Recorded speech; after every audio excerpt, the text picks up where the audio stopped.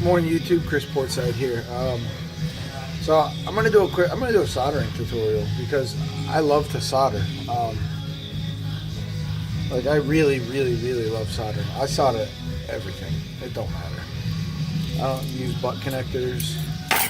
I don't use nothing. I solder everything. There's a girlfriend here.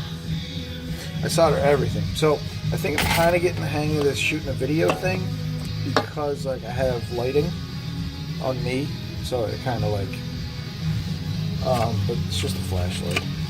So, all right, well, empty coffee from yesterday. I don't even peel these off because it's just always like 20% off. Fuck. That one I'll get my girl. I don't know if you can see that. Free large iced coffee. And I also bought a new smaller tap and die set yesterday. So, all right, well, let's get to it. Maybe I'll review that tap and die set too. I don't know. So, we're gonna grab a few things from the electrical drawer. I have this soldering gun. I really like this a lot. I love that one. I have this. I have lost the tips for my torch, but we'll use it.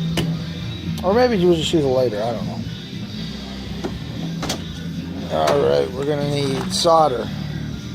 Now, if you get 6040 rosin core, it's like flux built in. You don't got to clean your shit. I have this soldering iron. Now, I mainly use this for doing like circuit board work, like stepper motors and stuff like that. And listen, for a buck, get yourself a solder sucker. Get it liquid, boom, gone. Maybe I'll do a circuit board video later. I don't know. So I love them. I got a depinning tool, heat shrink out the ass. So we got our tools: soldering gun, solder, heat shrink, torch. So we'll get to it. They are indeed. I don't know if I can focus it.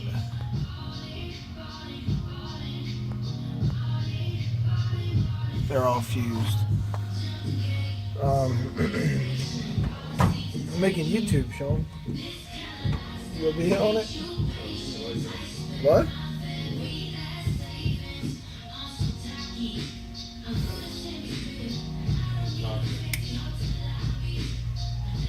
So I'm just gonna clip them.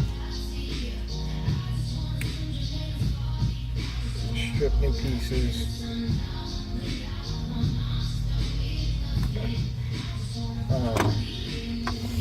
So my way of doing it always seems to work the best for me anyway, but I'm going to show you the heat shrink this time. So I will twist these completely tight. It's going to make you need a little bit more heat, but the heat transfer is better, I think, and the solder just goes in way nicer. So, and then I will do what I've been told is a linesman splice by some old heads. Just cross them. Cross them.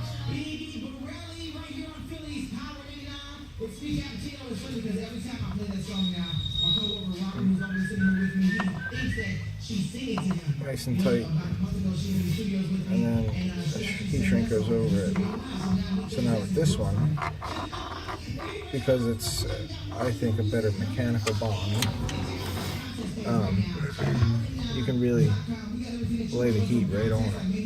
You know what I mean? You can put some force on it and not have to worry about it coming apart.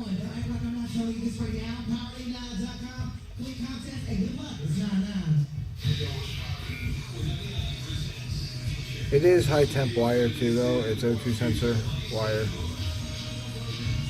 So it is like, it takes a lot more to heat it up, I guess.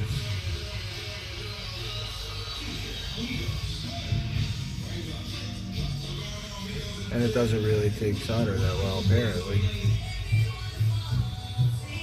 mean, because that's melting right off of it. ripping into it. There we go. I think I got it. Yep.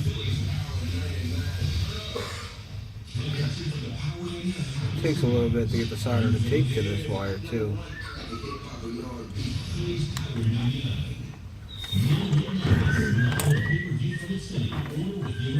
So now, if you see, it's perfect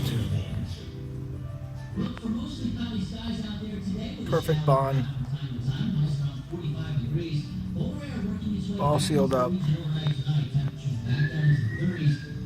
So then what I normally do, I don't have butane for my torch, otherwise I'd just show you with my torch, but put some heat shrink.